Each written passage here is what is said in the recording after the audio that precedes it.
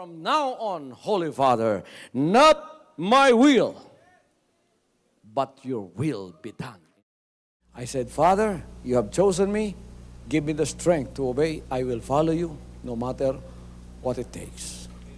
If you know me, you cannot be neutral about me. Either you will hate me or you will love me. Because there is only one important business in the world. It is the business of salvation.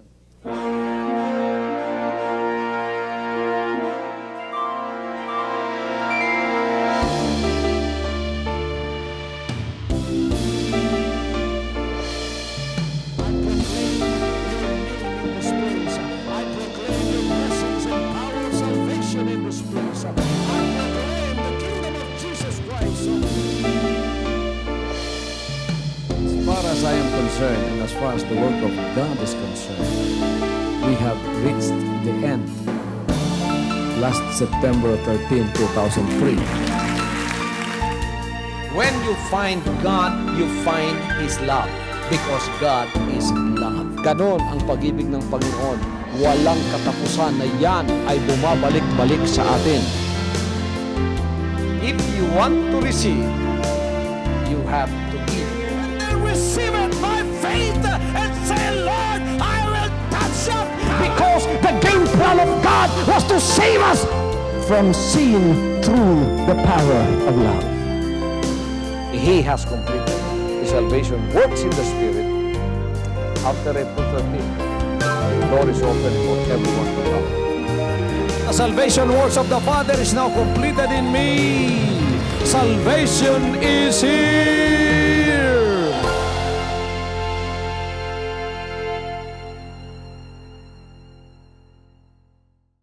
Nananampalataya ba kayo sa kapangyarihan ng ating Panginoon?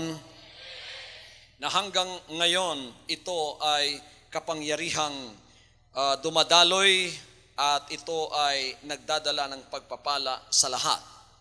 Tulad mga kapatid sa paglilingkod na ito na kinasihan ng Panginoon at ginawang isang daluyan ng pagpapala para sa lahat ng mga tao na papapasukin sa kanyang kaharian.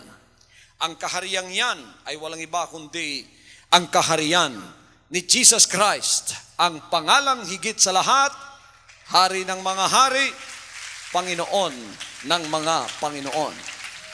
Saan tayo papasok para maligtas? Sa kaharian ng ating Panginoon. Ang kahariang yan ay ang kaharian ng kanyang kaligtasan. At sa kahariang ito, mga kapatid, ang ating ipinangangaral ay walang iba kundi ang ating tagapagligtas. Walang ibang itinataas na pangalan kundi ang sa Kanya. Sabagat sinabi niya sa banal na kasulatan, there is no other name given under heaven whereby we must be saved. Shout that name again. There is no other name. So, in the kingdom of God, we cannot find any other name. And in the kingdom of God, we only preach about that name. And we only preach that that name is the name above every name, and that name that bears the title of the many things that God wants to do to the people that have faith in Him. Like, He is the God of healing, He is the God of miracles, He is the God that supplieth our every need, He is the God that is ever present, He is the God that shields us from trouble, He is the God that bears all His title like Counselor, Prince of Peace, Everlasting God. Lahat ng titulong yan ay nakakabit sa pangalang yan. Kaya ang pangalang yan ay higit sa lahat ng pangalan. At dito, siya lamang ang aming ipinangangaral upang tanggapin ng tao. Hallelujah! At pagka tinanggap mo siya bilang iyong tagapagligtas, nagsisi ka ng iyong kasalanan, pinatawad ka, pinapasok sa iyo ang espiritu ng pagsusunod, magpapasimula na sa buhay mo ang isang buhay na masaganang ipinangako niyang sinabi niya, pumunta siya rito upang magdala ng buhay na masagana. That's why He is exalted to be both Lord and Christ, according to Matthew 16:16 and John chapter 1:45 and 49, and Acts chapter 2 verse 36. So sa pangangaral po dito sa kanyang kaharian, ang Panginoong Diyos ang inyong makikita at Siya ang inyong matatagpuan. Wala nang iba pang kailangan ninyo sa buhay na hindi ninyo matatagpuan sa Kanya. Isang dalangin lamang pagka Siya ay na-touch ng inyong mga dalangin sa pamamagitan ng pananampalataya, magpapasimula ng dumaloy sa inyo ang pagpapala na hindi pa ninyo tinanggap sa inyong buong buhay. Biro ninyo kahit na ang bulag at ang babae na nagkaroon ng pagdurugo sa loob ng 12 taon. Just imagine, 12 years, this woman had this problem that she cannot solve by herself. She cannot surmount this problem no longer. The Bible says that she has already sold all of her properties to pay the doctors that treated her to no avail. And she was in a desperate situation. Pero narinig niya ang Panginoon isang araw. Narinig lang niya. Kaya ang pananampalataya dumarating sa pamamagitan ng pakikinig. Narinig niya. Hindi pa niya nakita ang Panginoon. Narinig lang niya na ang Panginoon ay nagpapagaling. Ang Panginoon ay gumagawa ng kabutihan. Sinabi niya, ang aking pananampalataya ay ito. Sana makita ko ang taong ito. Sana mahawakan ko kahit laylayan lamang ng kanyang damit. Ako'y gagaling. Iyon nga ang nangyari mga kapatid, sapagkat hindi niya inaasahan dumating ang pagkakataon na ang Panginoon ay dumaan kung saan siya naroroon at nagsipumilit siya sa kanyang huling kalakasan. Pinilit niya na mahawakan ang laylayan ng damit ni Jesus Christ. Alam ninyo kung ano ang nangyari? Mga kapatid, tumaloy ang kapangyarihan. The virtue or the power from the Lord Jesus Christ flowed from His body through His clothes, and then it came surging to the body of that sick woman, and instantly her ailment was miraculously healed in Jesus' name. Hallelujah! Biglang-bigla gumaling siya. Ngayon, hindi ninyo nakikita si Jesus Christ, pero meron siyang representative. Meron siyang ipinadala para sa inyo. Na kahit sa TV lang, pagka kayo'y nananampalataya, humawak kayo riyan. Kahit hindi kayo, yung mga mahal ninyo sa buhay na may sakit, marahil ikaw, you are a skeptic and you don't believe in the power of God because you say you are an intellectual person and it's very hard for you to believe that these miracles are happening even in our modern times. Why don't you try it? I dare you to hold on to your TV, even right now. And the Lord by faith is going to prove to you that He is a living God. Subukan mo, anak ng Diyos. Subukan mo, ikaw na may mga pag-aalinlangan sa puso mo. Subukan mo at i-claim mo. Halimbawa, meron kang mahal sa buhay na may sakit at ang doktora hindi mapagaling yan. Subukan mo ngayon na i-claim yan sa pamamagitan mo. Dadalangin ako pagkatapos ang kapangyarihan dadaloy sa iyo papunta sa Kanya. At makikita mo sa iyong mga mata ang milagro ng Diyos ay mangyayari sa iyong buhay. Ganyan ka makapangyarihan ang Panginoon na aking ipinangangaral dito. Kaya siya tinatawag na Panginoon. Ang ibig sabihin, ang lahat ng tuhod ay luluhod sa Kanya. At ang lahat ng dila ay magsasabing, Panginoon siya sa ikaluluwalhati ng ating Diyos na Ama. Hindi lamang yan ang magagawa ni Jesus Christ na hari ng Kanyang kaharian. We preach here that Jesus Christ is our Savior from sin. Nobody can save you from sin except the Savior. That's why He is called the Savior. Particularly to save you from sin. Sabi ng Matthew 1:21, thou shalt call His name Jesus, for He shall save His people from their sin. Kayo ba ay bayan na ng Diyos? Lahat ng gustong maging bayan ng Diyos, itaas ang kanilang kamay. Alam ba ninyo kung ano ang tinatawag sa bayan ng Diyos? Tinatawag sila sa kanyang sariling pangalan.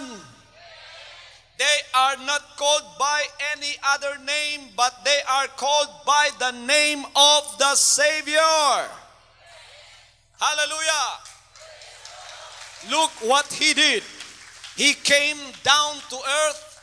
Nagpumasok siya sa katawang may kasalanan. Pumasok siya at naging laman katulad natin upang tayo ay hanguin sa ating pagkakasala. Mga kapatid, hindi na niya dapat gawin yon sapagkat siya ay isang banal na Diyos na hindi pwedeng hawakan ng tao. Hindi siya pwedeng lapitan ng tao. Ngunit pumasok siya rito sa sanlibutan ito, nagkatawang tao na tulad ng isang taong makasalanan at nakisalamuha sa atin at naging lamang katulad natin upang tayo ay hanguin sa batas ng kasalanan at kamatayan.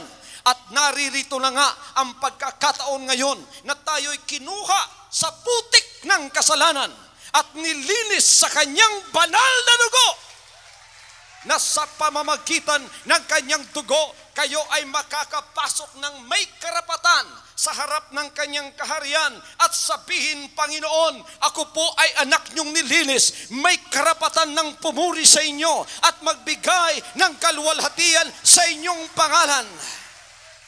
Hallelujah! Kaya binibigyan pa tayo ng Panginoon ng isang napakalaking chance. Dapat sana sa kasalanan natin tayo ay dapat nang humarap at tayo ang dapat mamatay at magbayad sa kasalanan yan. Ngunit pumunta siya rito, hinango tayo, binigyang chance upang makapagsisi sa ating lahat ng kasalanan, sa karumihan ng laman. Binigyan tayo ng pagkakataong makalapit sa Kanya upang tayo ay Kanyang banalin. At nakita natin ang Kanyang grasya sa buhay natin. Lumapit tayo, nagsisi ng kasalanan, nalaman natin na kung wala siya ay hindi tayo maliligtas. Kaya tinanggap natin siya, pinapasok sa atin ang kalinisan sa pamamagitan ng pagsisisi. At ngayon naririto na sa atin ang espiritu ng pagsusunod. Inalis ang original sin sa atin. The original sin, which is the spirit of disobedience was taken away by the precious blood of Jesus Christ. John the Baptist introduced him as such. He said, there cometh after me, whose latchet of shoes I am unworthy to unloose. He is the Lamb of God, which taketh away the sins of the world. Siya ang kordero ng Diyos na naglilinis at nag-aalis ng kasalanan ng tao. Kaya nang tayo'y lumapit sa Kanya, nilinis tayo. Sino ang nilinis ng Panginoon dito sa Kanyang mga kasalanan? Itaas ang kamay. Pagpalain kayo ng Panginoon. Kayo ngayon ay pinapasok sa Kanyang kaharian at may karapatan. Sabi ng demonyo, wala kayong karapatang lumapit sa Kanya at pumasok sa Kanyang kaharian dahil kayo ay makasalanan. But that is a thing of the past now. We can sneer at the face of the devil and face him and say, you are a liar, you are a bluffer, because my Savior came. His name is Jesus Christ. He cleansed me from my sin. When I repented, His blood was applied upon me, and I am cleansed from my sin.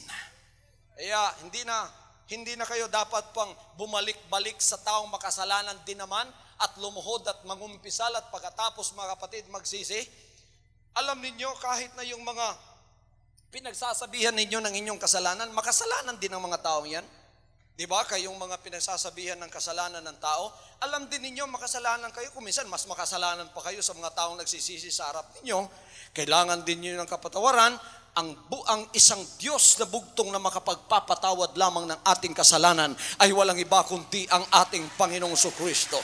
You come and repent of your sins by means of your repentance when you promise before God and say, from now on, I have done what you have done for me on the cross of Calvary, and from now on, Lord, I will promise to obey your will. Let the power of the Holy Spirit come upon me, dwell in me, and give me the power to obey your words. Let me be born in the Spirit. When you are not born in the Spirit, it's impossible for you to follow the laws and the commandments of God. But when you are born of the Spirit, as Jesus Christ said, you must be born in water and in the Spirit. Except you be born of water and of the Spirit, you cannot enter into the kingdom of God. Why? Because it is that powerful Spirit that will give us the power to obey His will. Kung hindi po tayo bibigyan ng kapangyarihan ng Panginoon, hindi natin masusunod ang Kanyang mga banal na kautusan. Salamat sa Panginoon. Tingnan ninyo ang mga nalinis na taong tulad ninyo. Binigyan na ng kapangyarihan. Inalis ang original sin. Anong original sin? Yan ang espiritu ng pagsuway sa kalooban ng Diyos. Gusto mo man at hindi, ang kapangyarihan ng kasalanan, yan ang bilangguan ng kasalanan, nasa sayo. Whether you like it or not, you will disobey God because that's the original sin. But there's a good news for all of you. Jesus Christ came to save you from the original sin. Hallelujah! By the disobedience of one, all died. But by the obedience of one, all will live. Kaya example natin na susunod, si Jesus Christ. Siya sumunod sa Ama, kahit na doon sa krus ng Kalbaryo. Lumuhod siya at sinabi niya, let this bitter cup pass from me. But when he heard the voice of the Father said, no, you have to drink that. You have to go through that experience to save my people. Jesus Christ was not hard-headed. Jesus Christ was not disobedient. He said, not my will, but thine be done. Ang sinabi ng Panginoon na hindi ang kalooban ko ang sayo ang masusunod, nandoon nagpasimula na ang kaligtasan na hanggang ngayon ay tinatanggap ng mga tao sa kanilang mga buhay. Kanina pagkatapos ng service ay merong isang kapatid na nag-surrender ng kanyang mga agimat. Daming oil mga kapatid. Sinabi niya nang dinala ko ito papunta ngayong umaga dito, Pastor, nabiyak yung mga, nagputukan yung mga takip ng mga oil niya. Sapagkat yung nangagimat niya nung nandoon pa daw sa kanya yon dahil connected siya sa military, para daw walang tatalo sa kanya, napakalakas niya at saka palaging mainit ang ulo niya. Yun ang binigay ng kapangyarihan ng masama sa atin upang tayo mga kapatid ay ma-deceive at akalain nating tayo ay makapangyarihan sa ating sarili. Ngunit nang siya ay nakapakinig sa mga salita ng Diyos isang araw sa pangangaral sa telebisyon, napakatigas ng kanyang puso. Sabi niya, namatay ang aking ina, hindi ako umiyak at walang luhang tumulo sa aking mga mata. Ngunit nang nakapakinig ako ng pangangaral mo, Pastor, ako po ay umiyak at lumambot ang aking puso at pumasok ang kapangyarihan ng Diyos sa akin.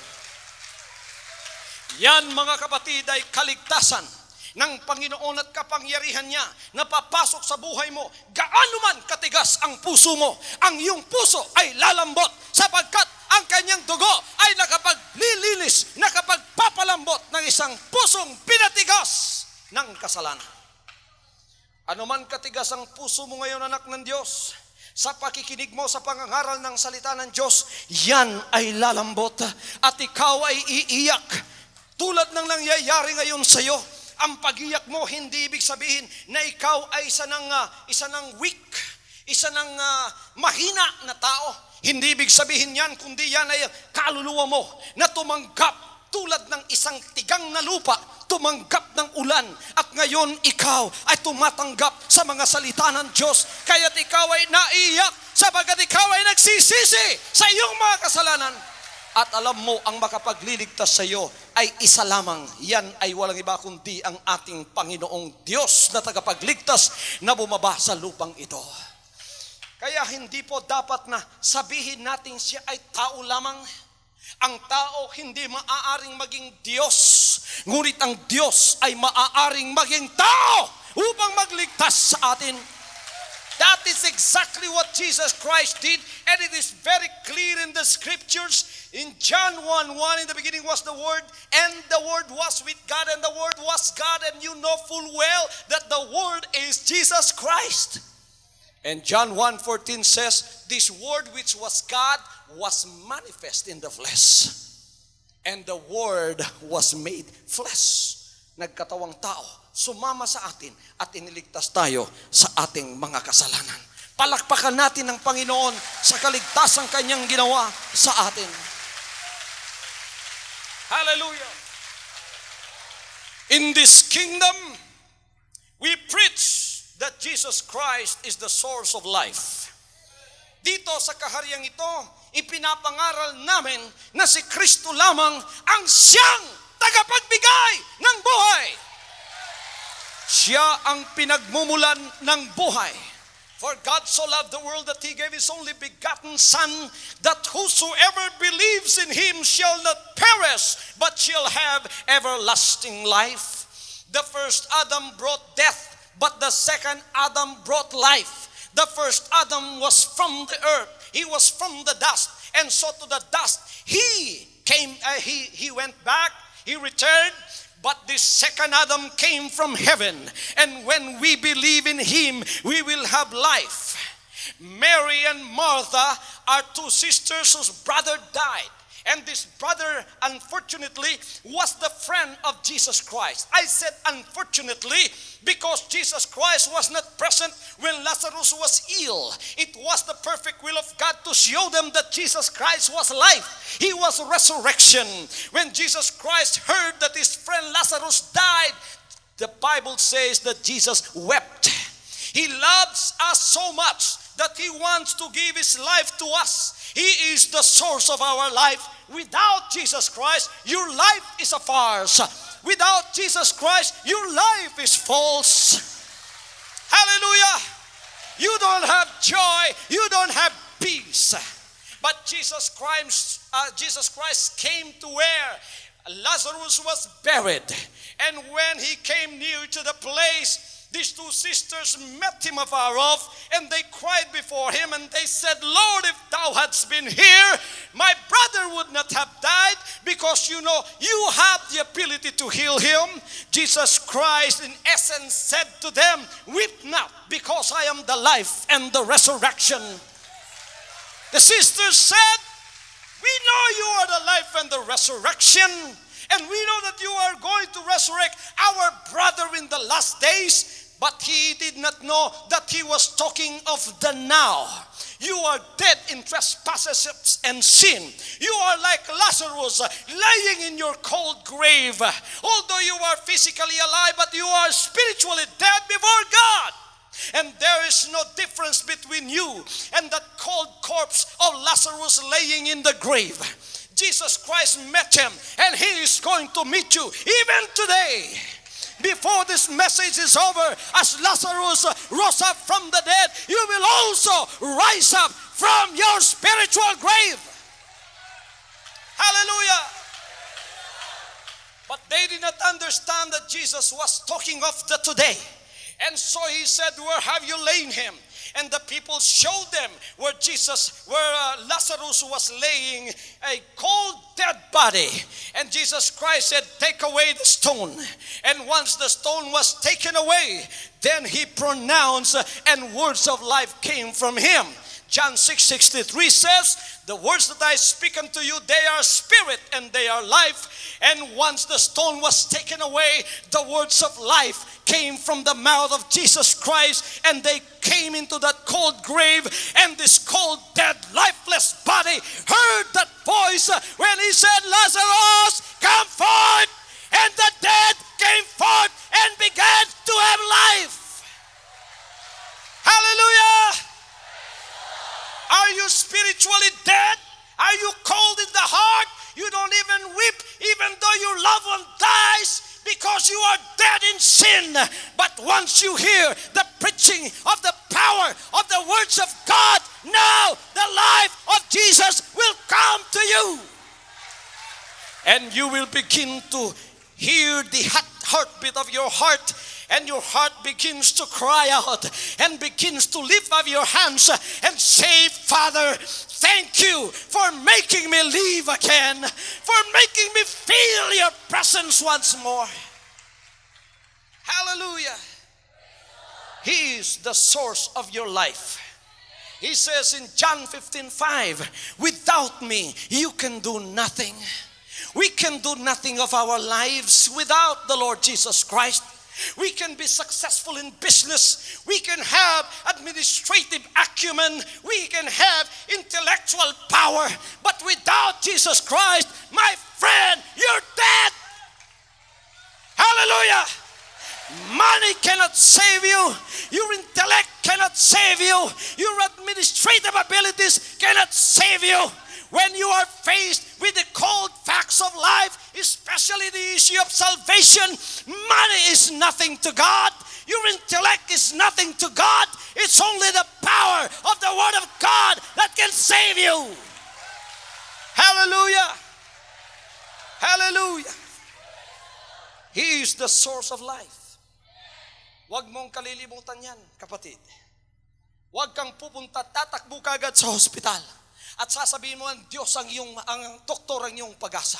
Huwag kang tatakbo kagad doon sa pinagkakautangan mo at mangungutang na naman ng 5-6 at sasabihin, ikaw ang source ng aking buhay. Si Jesus Christ ang source ng iyong buhay. Doon ka tumakbo sa Kanya. Ibigay mo ang iyong buhay. Seek ye first the kingdom of God and His righteousness, and all these things shall be added unto you. Hallelujah! Siya ba talaga ang ating buhay, mga kapatid? Palakpakan natin ang ating buhay na Diyos. He is our life. John chapter 1 verse 4, John chapter 3 verse 36, and 1 Corinthians 15:22, and Colossians chapter 3:3-4 tells us that Jesus Christ is the source of our life. In this kingdom, we preach that Jesus Christ is the guide of the Christian. Hallelujah! Dito sa karya ng Diyos, pinangangaral natin si Kristo Jesus, ang ating patnubay. Meron tayong magazine dito, official organ ng Jesus Christ na tinatawag The Guide, ang patnubay. Sino ang patnubay ng inyong buhay? Hindi yung organisasyon nyo. Hindi yung ginawa ninyong umbrella. Hindi, mga kapatid, tao ang ating guide. We preach in this kingdom that Jesus Christ is our guide. As Moses and Joshua were guides to Israel, so Jesus Christ is our guide today. The Lord is my shepherd. I shall not want.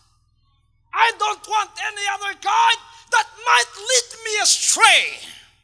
There are so many so-called guides today. We have psychics today that read the palms and read the crystal ball. There are many today that are imposters and are trying to be guides to people. Maybe they are guides, but they are guides to other spirits. And you will find yourself at the end of destruction. The Bible says there seemeth to be a right way to a man, but the ends thereof are the ways of death. Kaya kailangan, mga kapatid, sa ating pakikinig, kailangan pong inoobserbahan natin ang ating mga spirito at ang espiritu ng ating napapakinggan. Lalong-lalo na ngayon sa radyo at sa TV. Napakarami po, kahit sa Amerika nung ako'y nandoon, left and right, every hour, may mga psychic na sinasabing, ako'y guide ninyo. Kailangan kayo maniwala sa sinasabi ko. Pero kung iyo pong tatalastasin, kahit ng mga masasamang espiritu, ay nagkukunwaring mga mabubuting espiritu upang tayo ay iligaw sa tunay na guide na walang iba kundi ang ating Panginoon. Siya ang ating guide at siya ang ating pastor. Siya lamang ang ating pakikinggan.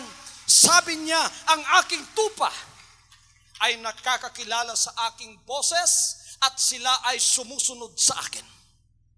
Hallelujah! Ang kanyang boses ay boses ng katotohanan.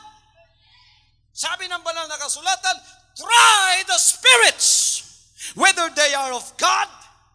Trying the spirits, you may listen to them for 1 or 2 minutes. But when your spirit, which is seeking for the truth, that sincere, honest spirit that is seeking for the salvation of the soul in you, knows the voice that he is hearing, whether it be of God or not. Kaya pagka napapakinggan ninyo, hindi kayo nabibless. Kayo'y nasasaktan, kayo'y natitisod, at kayo mga kapatid ay hindi nagkakaroon ng espiritual na pananampalatayang napapalapit sa Diyos at nadaragdagan ang inyong pag-ibig sa Kanya. Patayin po ninyo ang inyong pinakikinggan. Sapagkat hindi po yan papunta sa kaharian ng Diyos. Iyan ay guide na papunta sa kapahamakan. Ang guide natin ngayon, tanging-tangi ay ang Panginoon sa pamamagitan ng Kanyang mga banal na salita. You love the Word of God? I love the Word of God. This is our guide. Hallelujah! Anything that is out of the Word of God is nothing but false. It's all sinking sand. Amen! Ako po ay walang takot na nangangaral dito sa mga salita ng Diyos. Kuminsan masakit sa inyo. Eto, pakinggan ninyo ito. Medyo masakit to. Pero bilang guide ninyo at representative ng guide dito, sasabihin ko po sa inyo. Gusto niyo pakinggan? I believe in the Father, Son, and Holy Spirit. Do you believe in the Father and in the Son and the Holy Spirit? I read in Matthew 28:19, baptizing them in the name of the Father, Son, and Holy Spirit. Jesus Christ called it to his Father in the flesh. As the Word of God is God. But as a human, he is a son. And as a son, he called it to the Father that created him. I believe in the Father, Son, and Holy Spirit. But I don't believe in the Trinity. You tell me why? Because Jesus Christ never mentioned the word Trinity. The apostles never mentioned Trinity. So don't give it to me. Because it is unacceptable. Hallelujah! Pastor, lahat po ng tao naniniwala riyan. Kayo hindi. Ang ganda pa naman sana ang pangangaral nyo. Sayang, magpapatuloy sana ako. Anak ng Diyos, magpatuloy ka. Hanapin mo sa banal na kasulatan. Basahin mo ang buhay ni Jesus Christ. He called on to the Father. He even mentioned the Father, Son, and Holy Spirit. But he did not call them Trinity. Who called them that? 325 AD. There was a creed in Nicaea. And the so-called church fathers concocted that doctrine. I don't care if they are church fathers or not. If I were living in the 3rd century, I will debate with an Athanasius. And I will tell him, Jesus Christ did not mention about that. Do not write it in the creed and let it be the inheritance of those generations that will come after us. I will remain with the truth. I may sound very unpopular. I may sound offending. But in the end, you will know I am right. And when I know I am right, I will stand to that right. Kahit na ako'y mag-isa na lamang. Sapagkat tatayo tayong lahat sa judgment ng Panginoon. At sinabi niya, kung kayo'y tumanggap ng aking mga salita, at inyo akong hindi tinanggap, may isang hahatol sa inyo sa huling araw. Ang mga senalita ko, ang siyang hahatol sa inyo sa huling araw. And Jesus Christ never mentioned the word Trinity. He never mentioned that. The apostles never once mentioned the word Trinity. And so don't make that a doctrine. I am preaching to the people of God. If you follow me, follow the word of God that I say. Hallelujah. Hallelujah. Hallelujah. Take it or leave it. Sa huling araw, tatayo tayong lahat sa harap ng Diyos. At tayong lahat, mga kapatid, ay bibigyan ng hatol. isa na ako sa tatayo doon. Kung alam kong katotohanan at hindi ko'y pinangaral sa inyo, ano ang katatayuan ko sa harap ng Diyos sa huling araw? Sasabihin ng Panginoon, anak, pinahiran kita ng langis, binigyan kita ng Espiritong hindi natatakot. Bakit hindi mo ipinangaral ang katotohanan? Hindi na po masasabi sa akin yan ngayon sapagkat ako'y nangangaral sa buong katotohanan. You know, sometimes popular belief is not right. Just because many follows it does not make it right. The rule of the majority is not always right. Before Columbus, the wise people of his days, the scientists and the astrologers believed that the world was flat. They were wise men, they were academians. Nagtuturo yun sa mga universidad ng panahon ni Columbus. Ano ang kanilang itinuro? Ang kanilang theory ng sanlibutan daw ay flat, hindi bilog. Hanggang si Columbus, mga kapatid, ay nag-around the world. Na-discover nga niya ang Amerika. At doon niya napatunayan na ang sanlibutan ay hindi flat. Ngunit yung mga nauna sa kanya, they preach it as gospel truth that the world was flat. Kaya nung bumalik si Columbus, sinabi niyang hindi flat ang sanlibutan. Pinersecute siya. Gumawa ng mga theories na iba upang depensahan yung kanilang unang pinangaral na ang sanlibutan ay flat. Napapahiya na kasi sila sapagkat ang katotohanan ay lumilitaw na. Columbus ran right smack to the proclaimed truth of his day, which was only a theory. Kaya nung siya bumangga doon sa katotohanan daw na yon, na pinangangaral ng mga matataas na academians sa kanyang panahon, mga siyentipiko sa kanyang panahon, na ang sanlibutan ay flat, nalaman niyang hindi, bumalik siya, mag-isa lamang siya, napakatagal na panahon, hindi siya pinaniniwalaan. Pero sa inyong nandito ngayon, at sa inyong nasa harap ninyong TV, tatanungin ko kayo, sa inyo ngayon, sinong naniniwala na ang sanlibutan ay flat? Kudrado. Wala nang isa man sa inyo sapagkat ang katotohanan ay lumitaw na ang sanlibutan ay bilog.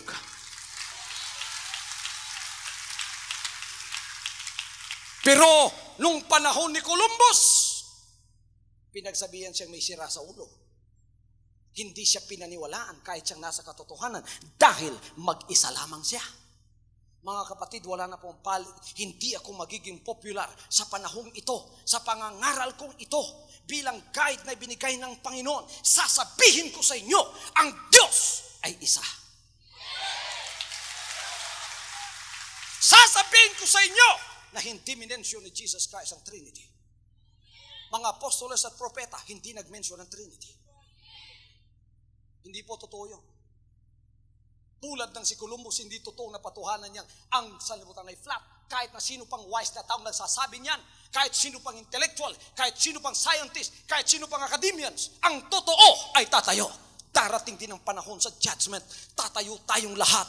And you will find out in the last days that this preacher is sincere and honest in preaching to you the truth about the Word of God. I am not here to deceive you. I am here to enlighten you. I am here to proclaim unto you the truth of the Word of God. Kung ano ay pinangaral ng Panginoon, siyang aking ipinangangaral. But don't falsely accuse me that I don't believe in the Father, Son, and Holy Spirit. Because this confession here has been thorough. And this confession has been repeatedly said. I believe in the Father, Son, and Holy Spirit because it is biblical. But I don't believe in the Trinity because it's not biblical. Hallelujah. Sa pananampalataya po, mag-ingat kayong sumusunod sa marami. Baka ang marami napapahamak. Como kay marami, sumusunod kayo. Sabi ng Panginoon, pumasok kayo sa makitid na daan. At sa makipot na daan, makipot na pintuan at makitid na daan, napakarami ng gustong pumasok, kokonti lang ang nakakatagpo. Mas lapad ang daan at napakalapad ang daan papunta sa kapahamakan at doon ay marami ang dumadaan. Sa kaligtasan po, kailangang masiguro ninyong sincero kayo sa paghahanap nito at ibibigay ng Panginoon sa inyo. At magpapasalamat kayo sa uling araw na mayroong mga ngaral na tulad ng pinahiran dito na hindi natatakot ipangaral ang magandang balita.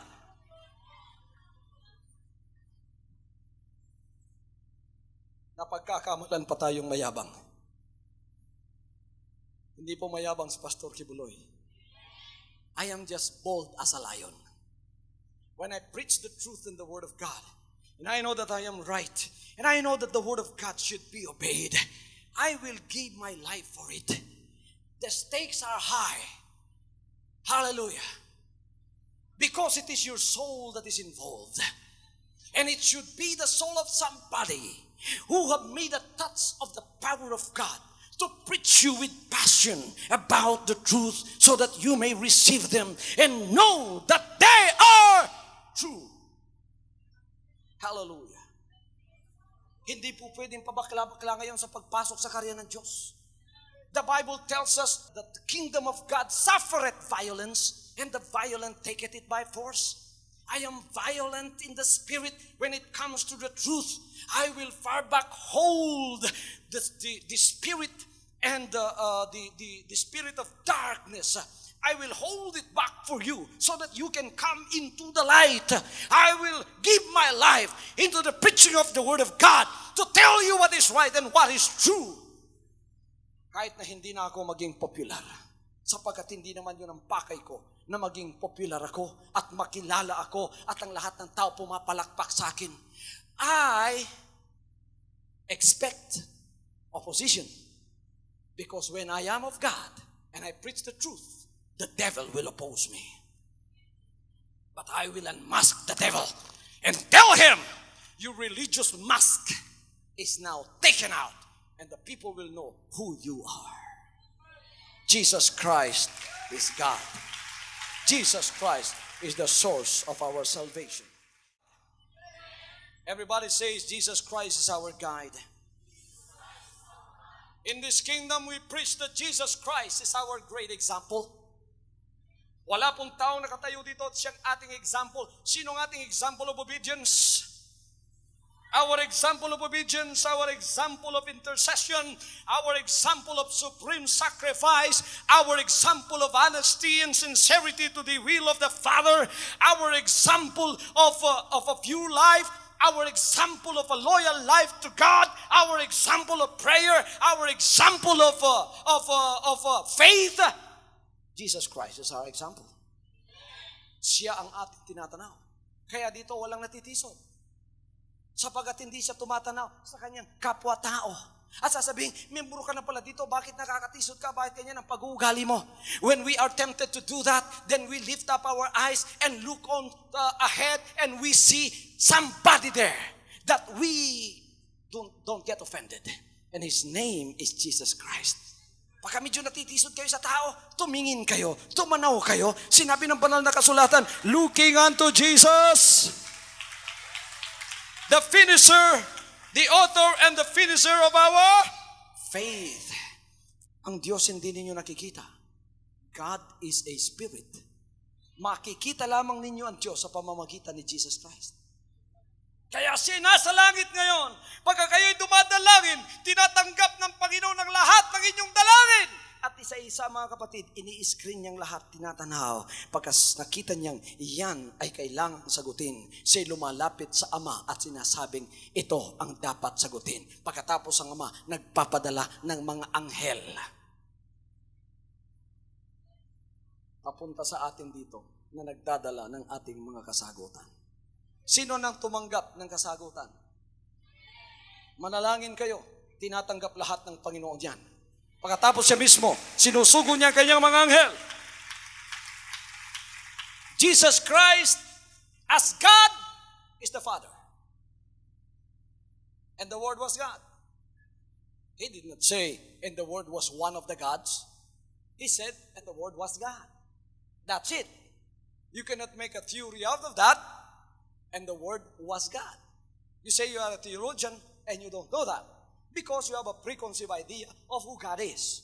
You told the people that there are three gods, and you are mistaken. You cannot find one verse in the scripture that says there are three gods. Nakakita na ba kayo ng verse sa scriptures nang sasabing may tatlong Diyos? Sino na nakakita? Praise the Lord. Praise the Lord. Para nabasa na ba niyo sa banal na kasulatan na may isang Diyos? Hindi ako oneness. Hindi sinabi ng banal na kasulatan, oneness yan. Sinabi ng banal na kasulatan, inuulit ko lang dito, may isang Diyos. Sa susunod, pag-aaralan natin na lahat ng verse na nagsasabing, may isang Diyos. Pero tatlong Diyos. Kahit nakalating versikulo, bigyan niyo ako, hindi niyo makikita. Am I preaching to you the truth? Mga scientists sa panahon ni Columbus, pag sinabi kong bilugan sa libutan, baka batuhin ninyo ako. Pero yun ang totoo. Hallelujah! Hallelujah! Ngayon mga kapatid, sa theory na ang sanlibutan ay flat, meron pa bang naniniwala? Sino rito sa mga mag-aaral sa university naniniwala the world is flat? The earth is flat. Pero sa panahon ni Columbus, tinuturo sa university yan. Nung hindi pa siya nakapag-sail around the world. Tinuturo yan. And the students accept it as gospel fact. And they preach it to others. That the world is flat. Until Columbus sailed around the world and he found out the opposite. The world is not flat, the world is round. Everybody's preaching that there are three gods until this modern Columbus came and say, there is one God. You may hate me for this, but you may love me in the end because I'm preaching to you the truth. And the truth will stand. Jesus said, I am the way, the truth, and the life. No man cometh to the Father but by me. Sa bagay, napakarami nagmamahal sa katotohanan at alam kong mahal na mahal ninyo ako. Hallelujah. We have access to the heavens because we have an intercessor and his name is Jesus Christ. His prayer was answered when he said, Our Father which art in heaven, hallowed be thy name, thy kingdom come. Everybody says, thy kingdom come. Thy will be done on earth as it is in heaven. Kailan darating ang kanyang kaharian dito? Kung ang kanyang kalooban matutupad na dito. Kailan matutupad ang kanyang kalooban dito? Kung mayroong nagkakaisang taong bayan ng Panginoon na nagpagkaisahan nilang, Panginoon, we promise to you an agreement that we will follow your will no matter what. Baka may tao nang nangako, susundin ko yung iyong mga pangako. Hindi ka na tagapagligtas. Hari ka. Pagharian mo ako. Then His kingdom will come. O mga butil, magsabi kayong praise the Lord! Praise the Lord! Si Jesus Christ may tagapagligtas lang. Hari ba siya dito? Yes. Napagkasunduan ba natin susundin ang kanyang mga kalooban? Yes. Walang susuway. Ang kanyang paghahari naririto na. Kaya'y pinahayag sa atin yan. The kingdom of Jesus Christ. He is sitting above these people as the king. Sa Thailand, nalaman ko na mahal nila ang kanilang hari doon. Alam niyo mga kapatid, sa Asia, ang may hari ang Thailand. Ang pangalan ng kanilang hari si King Bhumibol. Mahal na mahal nila ang kanilang hari. Because 6 months out of 1 year, ang hari nila ay nakikisama sa kanilang mga mamamayan. Pumupunta ng probinsya, nakikikain sa kanila. Pinapakilala niyang, ako'y hari nga ninyo, ngunit tao rin akong kasama niyo na nalalaman ang mga pintig ng inyong mga puso. Dito, mahal ba natin ang ating hari? Sinong hari ng mga butil? King Bhumibol? Sinong hari ng mga butil? King Fahd? Sinong hari ng mga butil? Mahal ba ninyo siya? Bakit? Niligtas niya tayo sa ating kasalanan!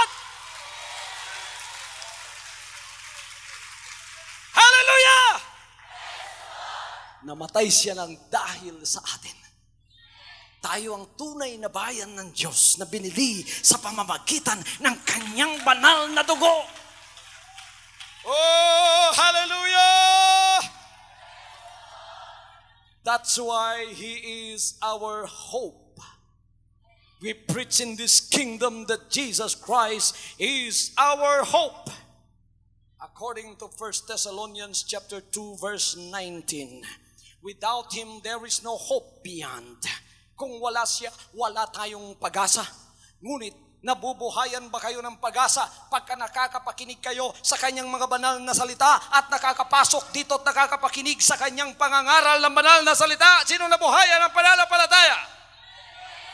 Kayong nanonood sa inyong TV, nabubuhayan kayo ng pananampalataya, whereas nung hindi pa ninyo kilala ang Panginoon, lupaypay ng pananampalataya nyo, napakasarap tingnan ng tali para sa leeg, at kayo ay natitempt na kunin yung baril ng inyong asawa, itutok sa inyong ulo at barilin ng inyong ulo, sapagat yun na lamang ang recourse. Nawalan ka ng pananampalataya at pag-asa sa buhay dahil sa problema. Napakarami ng may utang. Ikaw na may utang ngayon, alam kong iniisip mo, gusto mo nang magpakamatay upang iwan ang lahat ng yan, at yan na lamang ang sinasabi ng demonyong solusyon sa iyong pag-iisip. Huwag ka munang magpakamatay. Tapusin mo munang mensaheng ito sabagat may pag-asa pa. Si Jesus Christ ang pag-asa mo. Ikaw mainit na yung ulo mo dahil sa problema mo. Tapos marami pang naghahanap sa iyo. Gusto ka rin nilang patayin at gusto mo nang tapusin ng lahat. Na ikaw mga kapatid, damay mo lang, pumatay ka ng marami at mamamatay ka na rin. Huwag mo nang gawin yan. Huwag mong sirain ang kaluluwa mo sapagkat dumating ang Panginoon dito at siya ang pag-asa ng kaluluwa. At ikaw ay isang kaluluwang kanyang ililigtas sa kawalang pag-asa. Mula ngayon, papasok na ang pag-asa sa buhay mo. If you are hopeless because of the hardships and problems of life, don't do any drastic thing or don't make any drastic action, because I am here to preach to you the good news that there is hope in the world. If you look at your surroundings, there seems to be no hope. If you look at your friends, look at those that are close around you, they cannot do anything for you to alleviate you of your problems, to alleviate you of anything that ails you. The society is ailing itself. You cannot come to our society because it's corrupt to the very core. Look at our immorality that is being paraded on television, being broadcasted on radio, and being written on newspapers. It makes us tremble in the last days why these iniquities are happening in our midst. But it has been prophesied, and you cannot come to our society for any help that could alleviate the problems of your soul. But there is good news in the midst of a sin-sick society and generation. The good news, Jesus Christ remains your hope. Pumunta ka sa Kanya ngayon at ibigay mo ang iyong problema. Anong gagawin ko, Pastor? Humarap ka sa iyong TV. Ako'y naririyan sa pamamagitan ng image ng TV na yan. At ako'y naririto sa harap ninyo. Pagkatapos ang gawin ninyo, lumuhod kayo sa harap ng Diyos at sabihin na inyong problema. Sabihin ninyong parang siya ay nasa inyong harapan. Sabihin ninyo, ibuhos ninyo ang inyong pakiramdam sa Kanya. Sasabihin ko sa inyo, siya ay nasa iyong harapan. Hindi mo lang nakikita, ngunit presente siya pagka tinawag mo. The Bible says, when you call upon Him, He is there. He is ever present in times of trouble. He is your shepherd. He is your hope. Tumawag ka sa Kanya yun. Lumuhod ka sa kwarto mo. Kung nahihiya ka sa harap na yung TV, pumasok ka sa kwarto mo, dumalangin ka, umiyak ka, ibuhos mo. Kung ang problema mo, financial, sabihin mo lahat ang utang mo. Panginoon, itong utang ko. Kung ang problema mo, asawa mo, pamilya mo, sabihin mo. Kung ang problema mo, trabaho mo, sabihin mo lahat. Huwag mong iiwan sa puso mo yan. I-release mo lahat sa Kanya. At hintayin mo ang kasagutan. Call me a liar if Jesus Christ will not intercede for you. Call me a liar if Jesus Christ will not answer your prayers. Right now, I will pray once more for you that is hopeless in this world. Jesus Christ is the King in His kingdom. And we thank God because there is now an extension of this kingdom where His will is being done on earth as it is being done in heaven. put those hands on those screen. Touch the screen as the point of contact of the power of God.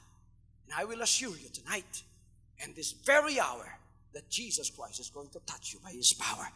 Father, those that are touching onto their screens right now, they have a big problem.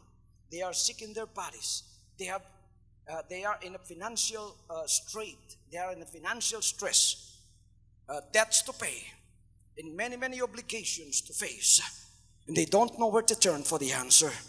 They are hopeless because of the seeming problems of the world around them. And they are not yet a member of your kingdom. They have not found it yet. But right now, they have listened to the words of the kingdom. Oh, Father, as the representative of your kingdom, I pray, oh God, that you touch them right now. As the woman with an issue of blood for 12 years touched the hem of your garment. They are touching onto those screens. Let the virtue and the power come from you and go to them by the power of the living God. Anything that you need, ano man ang kailangan mo, kahilingan sa problema, meron ng solusyon yan. Tanggapin mo sa pamamagitan ng pananampalataya. Kung ikaw may sakit, pinagaling ka na. Financial, hintayin mo, 3-4 na araw mula ngayon, may milagrong financial. You will receive a financial blessings from the Lord. Hallelujah! Hallelujah! At kung ikaw naghanap ng kaligtasan, masagutan na ang pakikinig mo sa programang ito. Pumapasok ng liwanag sa puso at nadadama mo ang kanyang banal na presensya.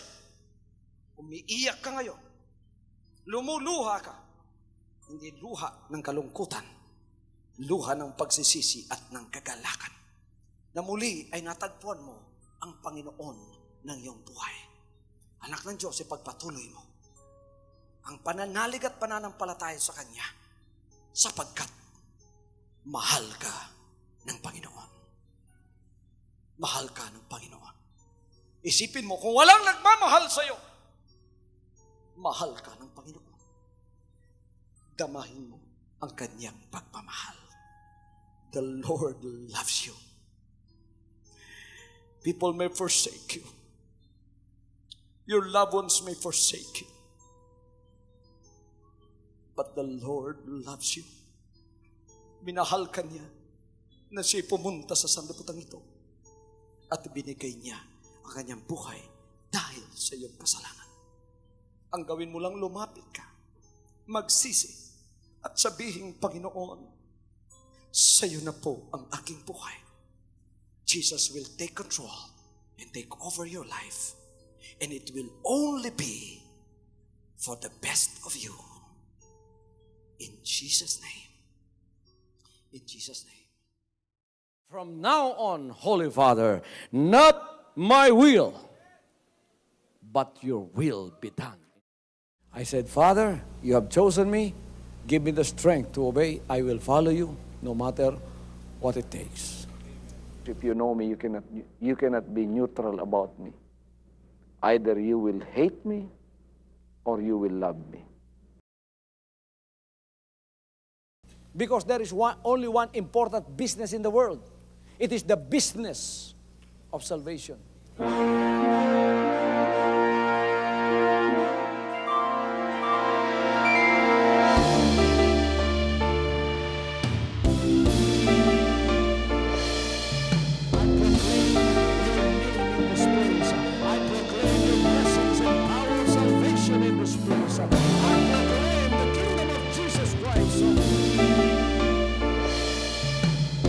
As I am concerned, and as far as the work of God is concerned, we have reached the end. Last September 13, 2003. When you find God, you find His love. Because God is love. Ganon ang pag-ibig ng Panginoon. Walang katapusan na yan ay bumabalik-balik sa atin. If you want to receive, you have to give. Receive it by faith and say, Lord, I will touch you. Because the game plan of God was to save us from sin through the power of love. He has completed the salvation works in the Spirit, after April 13th, the door is open for everyone to come. The salvation works of the Father is now completed in me. Salvation is here.